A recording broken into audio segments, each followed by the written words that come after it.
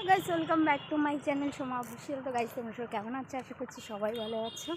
আমিও খুব ভালো আছি। তো বেরিয়ে পড়েছি কোথায় বলো তো, যাচ্ছি একটু এমটি বা আজকেও কাজ আছে, দিদির সাথে একটু কেনাকাটা করবো। চলো তোমাদের সাথে দেখা করছি। তা দেখো কীগুলো চলো গিয়ে কথা বলছি।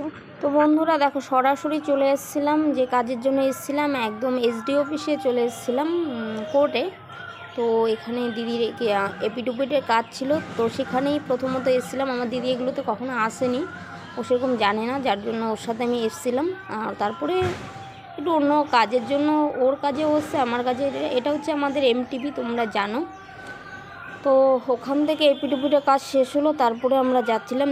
অ্যাকচুয়ালি আমার দিদির হচ্ছে ছেলে যে বার্থডে সার্টিফিকেট, বার্থ সার্টিফিকেটটা রয়েছে, তো তার বার্থ সার্টিফিকেট একটু প্রবলেম, তো তার জন্য এটাকে কারেকশান করতে এসেছি। তো যাচ্ছিলাম, আর প্রচণ্ড রোদ পড়েছে জানো তো, এত রোদ মাথা খারাপ হয়ে গেছে। তো সেখান থেকে বেরিয়ে জমা দিয়ে চলে গেছিলাম আমরা তৃষ্ণাতে। এখানকার যেহেতু বিরিয়ানিটা এখানকার ফাটাফাটি বানিয়ে দেয়, তো চলে গেছিলাম বিরিয়ানি খেতে। ওই যে দেখো আমি আর দিদি, আর আমি ভয়েস দিতে গেলে আমার যে কাশি বেরোয় কী বলবো তোমাদের। তো অনেকক্ষণ ওখানে বসে থেকে বানাতে হয়, তারপরে হচ্ছে তোমাদের বিরিয়ানিটা দেয়।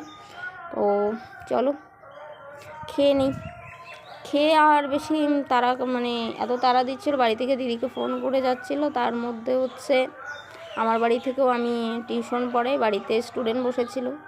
তো তাড়াহুড়ো করে খেয়ে বেরিয়ে পড়েছিলাম বাড়ির দিকে। ভিডিওটা কেমন লাগছে অবশ্যই কমেন্ট করে জানিয়ে দেবে। আর কিছু কেনাকাটা করেছিলাম, সেটা আর এখন দেখাও না।